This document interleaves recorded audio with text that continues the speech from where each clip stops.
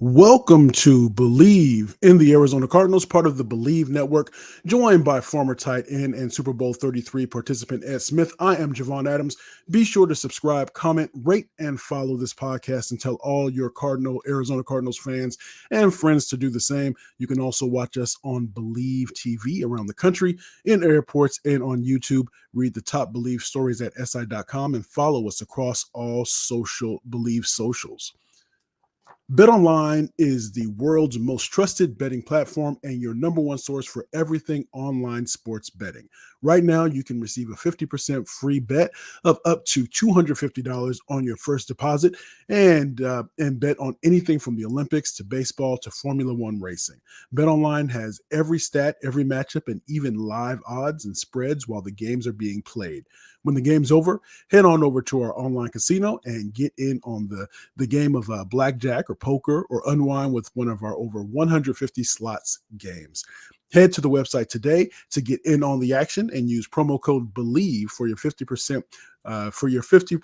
free bet credit on your first deposit up to $250. Again, that's promo code BLEAV. Get BetOnline where the game starts here. What is good, my brother? Oh, hold on. I got to get that mute off. What is good, my brother? Hey, camps are in full swing, man. We've already got past the Hall of Fame game, so it's all downhill from here, man. Meaning until February, we got football, bro. So the long slumber of offseason is officially over once we crack the seal on that first preseason game, and we'll get a bunch of them this week, starting Thursday, I think, and then like I said, it's on, man. It's on and popping.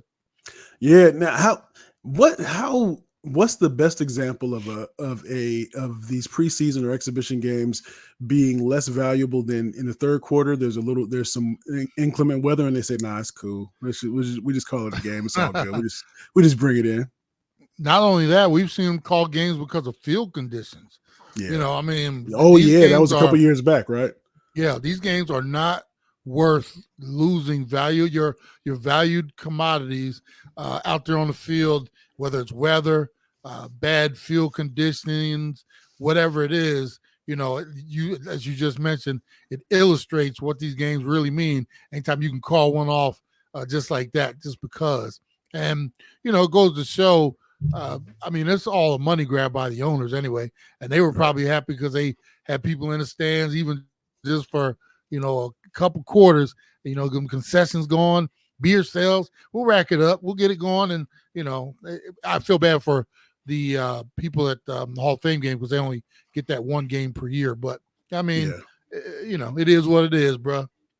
So let's get into it a little bit. So there, you mentioned training camps, of course, in full swing, and something that happened that something that happened in training camp, and that there are going to be ramifications because of that. Get into kind of you mentioned that some of the games will be starting. Some of the preseason games will be starting as of Thursday this week. The Cardinals are going to be welcoming the New Orleans Saints to State Farm Stadium, and then also when it comes to the cost of the entertainment to attend these games for a family of four, where do the Cardinals kind of rank? So let's get into the first.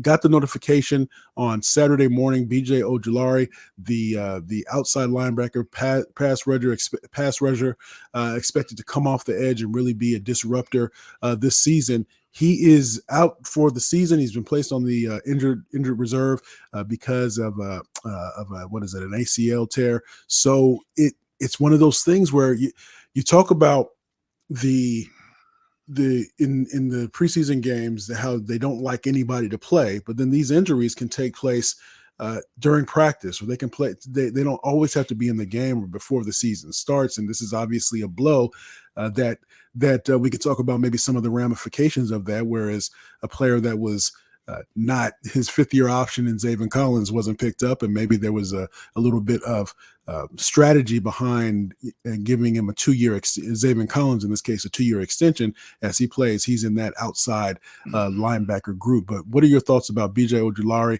especially losing him, and then he was expected to be a big part of this Cardinals defense, especially in that linebacker core? Well, it's a huge blow. I mean, young man, you feel sorry for the young man too. Just drafted last year, second round pick, and to get into camp, you think about all the work that goes into just getting to this part of the season, all the off season sacrifices you made, getting up early, getting to the facility, your workouts, the OTAs, mini camp. Then you get in the first week, and boom, you blow a knee out. But this is part of the nature of football. This Yeah. is, it's a violent sport. We weren't there to see whether it was non-contact, somebody rolled up on them, anything like that. Maybe you have more insight on that. But these injuries happen, man. And, part of, for me, a little bit, I wonder sometime when they take the schedule, the way they've done it, where there's no hitting at all, and then all of a sudden you ramp it up so quickly, if there's not something to, and we're going to see a lot of the soft tissue, as we always talk about, a lot of those hamstrings, quads, calves, stuff like that. And to your point, Friday's practice where the injury took place, it was a full pads practice as a result of that. But go ahead. Yeah, and to a certain degree, it's, are we pampering the guys too much to when it's finally go time? They haven't gone. Think about it. These guys haven't gone full tilt since last season's last game, and then during the off season, it's like we put them in bubble wrap so much, and then even the start of training camp, there's only so much hitting. You can't hit consecutive days, and I love the fact that they eliminated 2-a-days because I think those were inhumane. There's no excuse for those. I wish they would have eliminated those when I was playing, but I do think there's a certain amount of hitting and full tilt you have to go. Somebody somewhere is doing a study on this. I guarantee you, Jay, on the number of injuries now compared to when we played back in the day, and even further behind, how, taking some of the heavy contact and speed of the game out of it, and then, like I said, just ramping up so quickly might be something they might have to look into. As far as the Cardinals go, this is huge. I mean, we're not uber talented on either side of the ball. I mean, you can say a position here or there, obviously with Kyler Murray, Buda Baker, but we if anything, we have a bunch of young men who are trying to become stars. And, for BJ, I mean, this would have been year 2. You get so much, Jay, from year 1 to 2, and then beyond. It's like every year you learn more and more, but you're not going to learn it sitting in a training room rehabbing an entire season. So that's where, the loss is immediate for the Cardinals, is also going to take a little bit away from BJ and his growth on the field, and not just missing a year. It's coming back from injury. You got to overcome that first, and then all the mental part of it, getting back in there. So he's got a long road ahead of him. Cardinals, I mean, as you mentioned, they made a particular move or two, and now they got to figure out how to replace him for the season. But huge blow. The one thing I will say, last thing I will say, better for this to happen, and never good to have an injury. Right. But as far as the Cardinals, you would rather have something like this with your young player happen early in camp than last week of camp when you're getting ready to roll right into the regular season. So because this happened early, opportunity to figure out what you're going to do, go comb the free agent wire. You also know teams are going to be cutting players, so your eyes are more open for that, et cetera, et cetera. You hate to see this happen anytime. It's going to happen. You'd rather have it now than last week of training camp. And a lot of the news and information I get, I like to go to cardswire.com. Jess Root and his team over there, they do a really good job. And one of the things that Jess Root put out was, maybe some of the moves or maybe some of the ways in which they can try to address this hole that is left through the injury, maybe suggesting a couple different things, maybe looking maybe to look into a trade, maybe looking at the New England Patriots and trade for Matt Judon, maybe looking at signing a player like Yannick. I know I'm going to mess my man's name up, but looking at him, looking at maybe signing Carl Lawson, and they might be in competition for his services with the Dallas Cowboys, or maybe signing Tyus Bowser, or maybe signing Justin Houston. And so there's some things that you mentioned. There's no good time. You never want to wish an injury on a player, but if you have the opportunity to try to make some moves that can help to mitigate some of the that hole, that's what you want to. This is the better time to do it as opposed to when you're in week 3, 4, 5, 6, etc. So later in the season, it becomes more of a challenge. But when you're in that locker room, and the reason I'm asking this question is because they had the red and white practice on Saturday, and so my son Elijah ended up going. I couldn't go with them for kind of bad time management on my part for some things, but one of some of the reports that I read was that the practice, the defense was a little bit sharper, but on this particular day, but also that maybe it wasn't. If you look at good, better, best practices, it was maybe somewhere in the middle there. If you have one of your important players that gets injured the day before a practice where there are tens of thousands of fans that come, could that be in the back of your mind as a player? You don't want to do something at a practice to get hurt because you just have one of your teammates go down with an injury, somebody who's supposed to play a vital role. Does that ever come into play? It's always in the back of everybody's mind. And when somebody does go down, man, it almost it's a little bit of a wake up call for everybody. I remember Jay being on fields when a guy would go down, and we knew it was nasty, and he's laying out there, and they're talking about bringing the card out and stuff like that. You know how insensitive it is, bro. They'd be like, okay, let's move up 30 yards and just use the other part of the field. I've heard stories like that, so that is true. That they just say, all right, switch, turn, move over. Oh yeah, I mean, we would move the practice further up the field, leave that guy behind, and go into the other direction or whatever it was.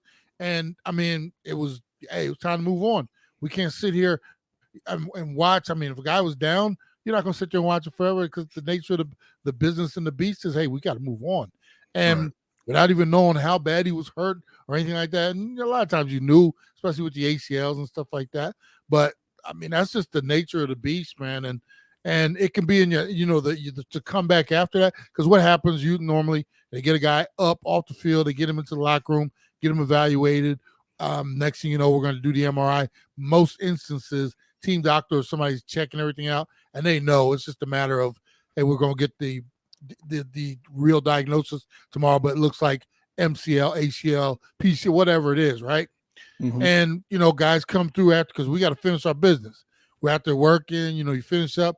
And then first thing you want to do, especially if one of your homeboys, you make your way to the locker room, into the training room. You go over and give him that, depending on how tight he was with you. It might be a tear or two shed or whatever. And then, hey, we'll see you tomorrow or whenever. And that guy is right away, he's put on that list. And then his job for the next 6 to 9 to 12 months, whatever it is, you're going to see him, but he's going to be going in opposite directions of you. He's going to be going to the training room when we're going out on the field. He's going to be leaving when we're going in for lunch or whatever it is. And you see him, but you don't see him. You know what I'm saying?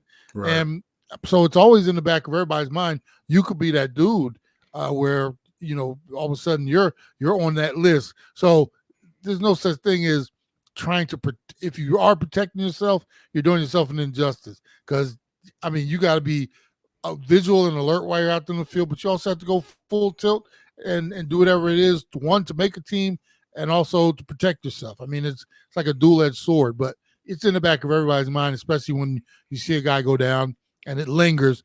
It depend on how nasty it was, how big the player was. It lingers for a little bit, but like I said, we got to move on. There's no mourning when it comes to injuries in football. It's next man up. Let's go.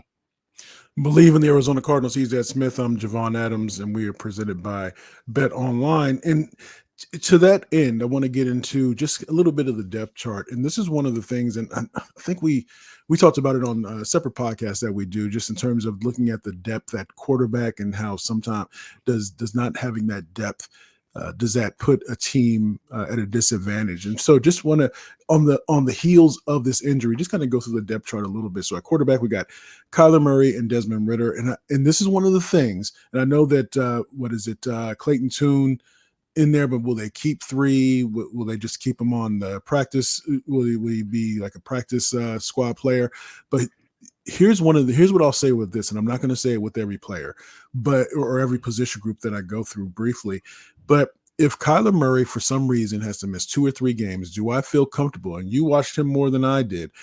Desmond Ritter, you even saw him. I think you saw him up front, up close and personal last year when you went Last to year. that reunion week, that reunion game for that Atlanta Falcons team, and you saw him up close and personal. I don't know if I would be comfortable with him for 2 or 3 weeks, or even, heaven forbid, a longer period of time if he has to come in and fill Kyler Murray's shoes. What are your thoughts on Desmond Ritter, just off the cuff? Well, because Kyler is such a unique athlete, it's and there are other teams who have, like a Lamar Jackson. The drop off from Lamar or Mahomes or Kyler is different than if you lose a Burrow or a Herbert or a Trevor Lawrence. And this is in my opinion, because of the uniqueness of the skill set of our quarterback, little Mighty Mouse. I mean, he is so fast, so quick out there that when he's gone or not in there in the offense, you can tell defenses, like when you think about this, Jay, when you have to face a Kyler Murray offense, you got so much to worry about in terms of him scrambling. He's got a good ball as well.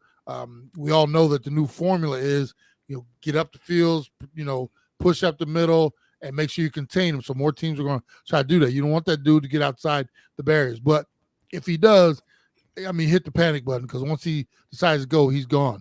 If he's not in the game, we saw last year, there are not many. You can't replace that. Teams all of a sudden, you take so much off the board that you have to worry about, that you can just throw the kitchen sink at our offense. And the same goes for a few others. So as far as Kyler Murray goes, he is irreplaceable, in my opinion, in terms of who do you back him up with? We saw for years we had what's my man from Texas? Colt McCoy. Thank you, Colt McCoy. Colt McCoy. I mean, when Colt was in there, as experienced and everything as he is or was, and it was like you could tell teams just went, okay. And so for us, the dilemma is, regardless of who you have backing up Kyler, it's going to be such a drop off. What you have to do, you have to make up your mind. You got a couple different ways you can go. You go get an athletic guy who with not a whole lot of experience, because there's not a lot of them out there, or you go get a veteran that can step in, and then your offense will definitely take a step back. But you just have to rely on the wittiness or that old veteran to step in and kind of handle things. So right now the Cardinals look like they're going the route of Desmond Ritter or Tune, which means if something happens to him, the drop off is going to be so immense. There's no such thing as replacing him. It's just from then it becomes just survival. And other positions you can see it's a little easier. Like if a Connor goes down, he's definitely a different style running back, but you can get a committee in there to replace him, that type of thing, and some of these other positions as well. But with Kyler, there is no replacement for him, in my opinion. Got you. So I think in looking at for example, the running back room and looking at the depth chart, I think that there's some talent there when it comes to running back for the Arizona Cardinals with Connor, DeMarcado, Trey Benson, DJ Dallas. So I think there's some talent there. You look at the wide receiver, I think Michael Wilson, that a talented wide receiver to go with Marvin Harrison Jr., Greg Dortch. I think there is some talent there. Tight end, we got my man, got three McBride. But I do wonder, and I think I mentioned this to you in one of the pods that we did earlier in this off season, is that I wonder if, because when you have Trey McBride could have just as good of a season this season as he did last season, but that could mean catching fewer balls, because if the offense runs the way it should, maybe there's more yards that come via ground from the running backs, and then also being able to take advantage of maybe Marvin Harrison Jr. or even Michael Wilson, et cetera. So he could still have a great season, but the stat sheet might not bear that out.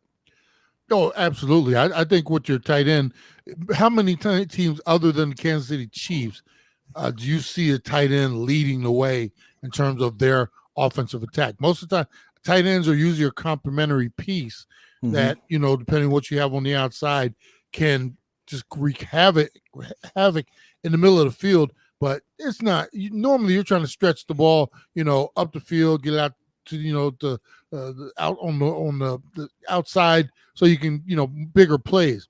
With us, Trey, I mean, how everything happened last year, it was like a godsend when your boy went down and he stepped in, and Ertz who went down, because there was not a lot like that was supposed to be put on Trey's shoulders. He was going to be more of a get in the game, learning it, probably more of a blocker than anything. And all of a sudden he got his opportunity and just blew up. You got to remember he's working with. Now I was one. I'll be straight up, because I was one that I kind of clowned that pick a little bit, just in terms of I thought that they needed something else at that time, but he's turned out to be a really good draft pick from the previous regime. Sometimes, Jay, just because you like I call that hustling backwards. Bomani thought that was turns out to be a good pick now, but when they made that pick, and even if we went back and redid it all over again, just because we know what he turned out to be, I would still say we had other things that we could have done instead of that. Right. So just because it turned out to be good, it's like I said, that's hustling backwards. You just happen to trip into one right there. What's thankful, that regime is gone. We have Trey now. He's a tool that we can definitely look forward, hopefully being here and long into his second contract and stuff like that. So he could be like a foundational piece as far as this offense. It's a great thing. But yeah, your tight end, if Trey does not have as many catches this year, but he's great in the red zone, great on third down, getting those first downs for us, extending drives, and then blocking and stuff like that. He could have an even better year this year with the addition of Marvin Harrison on the outside, and hopefully our other wide receivers getting more comfortable in their spots. He could have less catches, but actually, in my opinion, have an even better year, because the production is still going to be there from that position. You're just going to be spreading it around a little more.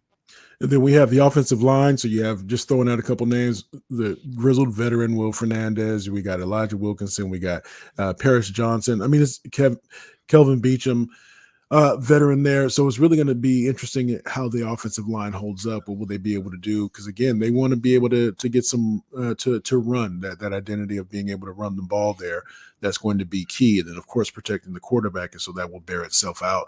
Looking at the defensive line, Justin Jones, Roy Lopez, Bilal Nichols, and then Jess Root kind of in some of his notes says Tonga it was a tough cut because he would be Lopez's backup nose tackle, but these six all seem like locks. So that's being Jones, Lopez, Nichols, Collier, Darius Robinson, and Dante Stills. And so what Root is doing is giving his projected depth chart here. So those are things to keep an eye on.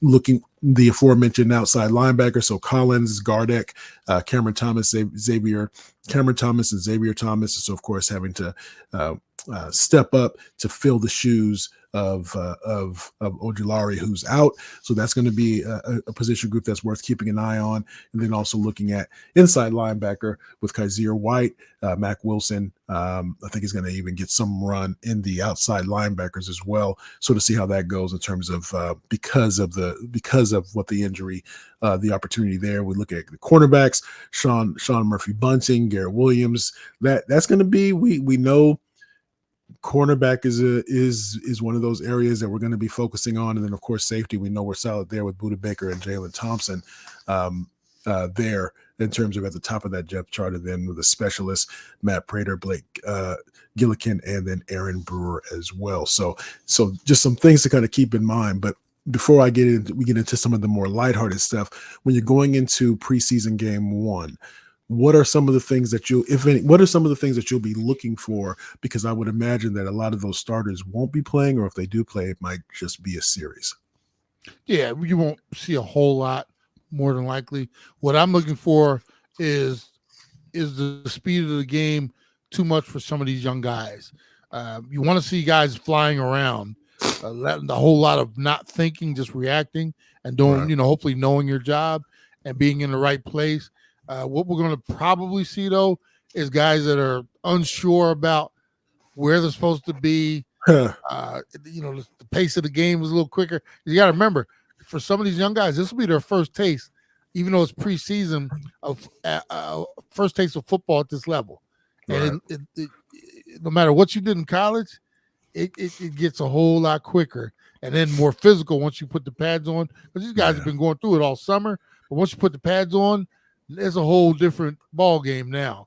So, you'd like to see guys in the right position, making plays, making tackles, no blown assignments. You can always tell when somebody blows something because somebody comes wide open or, isn't in the right spot. And then next thing the scene you'll see is somebody grabbing them, by the helmet over there, trying to show them on the tablet where you were supposed to be, what you're supposed to be doing, and why you were in, what were you thinking, that type of thing. Yeah. So for me, there's not much to take from these games other than, looking and seeing how the young guys are doing, because we're not going to see a lot of the veterans out there. That's just the way new football is. Hopefully at some point, because even Kyler, in my opinion, could stand to get in, whether it's game 2 or 3, to shake some of the rust off. And you got to remember, he's not thrown to Marvin Harrison other than some of these non-padded mini camps and stuff like that. When it gets real, you don't want that to be your first time and opportunity to be working against dudes coming in and jamming you and throwing you off routes and stuff like that. You'd like to see, especially with a new pairing, quarterback, wide receiver, you'd like to see those guys get out and get some work. And out, me, to the last breath I take out your offensive and defense, especially your offensive lines have to get some work together. And maybe the plan is that some of these joint practices, but they have to start getting some testing under fire, because like I said, you can't wait till the season starts and all of a sudden it's full tilt and you got guys out there trying to block, dudes from San Fran and the Rams and stuff like that. They just, like I said, they need to work. So we'll see how the Cardinals go about it. But like I said, we're almost there, man. The first season game coming up. Yes, indeed. So Bleav in the Arizona Cardinals. He's Ed Smith, and I'm Javon Adams. So leave me with this. So just something I came across again on Cards Wire. But so there's what was it? What is the site? It was the Action Network. They came up with they did some research, and so what they came up with were the stadiums from the least expensive stadium experience to the most expensive stadium experience in the NFL. And the way that they based the research or the results off of was broken down like this. So 4 tickets, so a family of 4, if we look at that, 4 tickets, 2 beers, 2 soft drinks, 4 hot dogs, the parking, and then also incorporated child admission policy, whatever that looks like. And so if I asked you, and so if before sending you this, if I just asked you, where do you think the Cardinals would be in terms of that experience, or in terms of the cost when it comes to the cost of a stadium experience in the NFL, where do you think the Cardinals would have been? Top third, middle third, bottom third? Like everything the Cardinals do, I would have assumed they were in the middle, like just average, because they don't seem like they go too far to the extreme, but they don't go too far the other way as well. I just would assume they were right smack dab in the middle. And yes, I would have probably thought around the same thing, maybe towards the lower, maybe the bottom third. But according to this, the Cardinals are the least expensive stadium experience based upon that. Their average, their average price being, what was it again? It was, because I want to get the total amount. $394, but it ended up being $452 for the entire for the total bill. So looking at that, and so how does that pair? Where does that rate?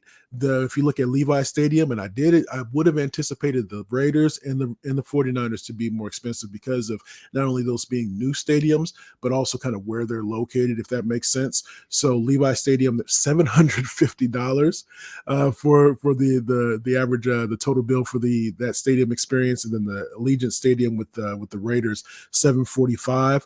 Lincoln Field in Philadelphia, where for the Eagles, $673, coming in at number 3. Lambeau Field, I suppose, because it is off the beaten path. You have to really make an effort to get there. So maybe that's why that bill is a little bit more. But it's just it's kind of interesting to me. Gillette Stadium was kind of up there, so maybe that's because they're riding on the coattails of their history, and so maybe that's a little bit higher. The Arrowhead Stadium, I think that's going to continue to go up, especially as salaries go up. Then when you do, you pass the buck and you pass it down to your fan base. But so it's kind of interesting. And whenever we've gone to the Arizona Cardinals games, as we haven't gone we've done once as all four of us, but that's been a few years ago. But the times that we've done in twos or threes, and so I found it to be, I didn't feel as if I was getting gouged. Of course, we did some finagling in terms of where we parked to walk to the stadium because of a little loophole that we found. But aside from that, that would have been taken off maybe $13 or $20 depending on the parking. But I found it to be,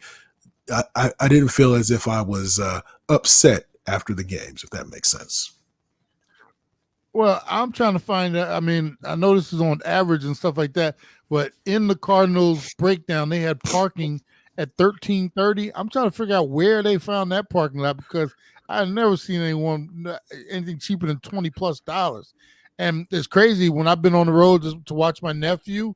Some of these other stadiums, man, especially when they're down in the city, like, Minnesota, you're downtown Minnesota. You got to find a lot. If you get lucky, you can find something on a side street with somebody, watching a lot and stuff like that. Yeah. There's nothing under the $20, $25 range. And when you find those, you're like, right there, let's get in there.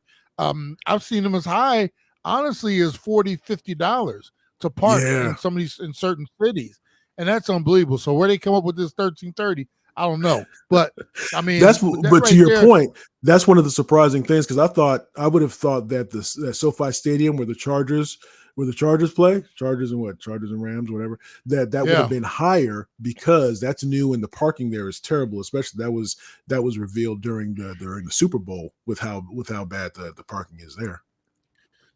Well, I'm telling you, bro. I'm not gonna say they made the numbers up, but I guarantee some of these averages are a whole lot higher than if you're doing the 4 tickets and the 4 hot dogs and all kinds of stuff.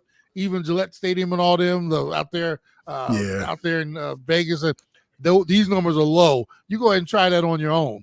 I think you're gonna walk away spending $650. Go ahead and try that one. See how you come out after that. So, like I said, these are just numbers on paper, in my opinion. You got a point, because the two beers, because that's why I don't get beers at the spot, because one beer just had me upset, especially with the size or the lack of size of the beer. But I think you can find the two. The 4 hot dogs for $20. That's one of those. You find those small hot dogs for $20. If you do according to this, they're talking about 2 beers for $14. You're talking about 1 beer for $14. I mean, I've been to these places. I mean, when we go to see the Diamondbacks and stuff like that, it's like how do they have a conscience in terms of, I can go get a 6-pack compared to this one little beer that y'all just poured out to me. Oh yeah. But they're light on all these, if you ask me. Even the soft. I mean, so you go ahead and try that on your own and see if you come out with $452.46. I guarantee it's going to be a little more expensive than that. That's what's up. So on behalf of Ed Smith, I'm Javon Adams. This is Bleav in the Arizona Cardinals. We do this right now, and leading up into the season, at least we'll do it once a week. And then, so make sure you tell a friend about what we have going on here. Follow us on our social, all the Bleav socials. Make sure you tell a friend about what we have going on. And as always, we are presented by Bet Online. And as we always say around this time, you can